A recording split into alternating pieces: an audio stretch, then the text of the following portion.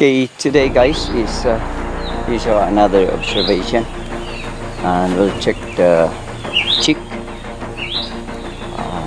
We'll see, because last night I heard chirping again, hoping that the chick's still there. Today is December 28th and 2022, and this observation is free for everyone, especially those who cannot find like this. Again, have a good day, advance happy new year. So we'll see, let's go.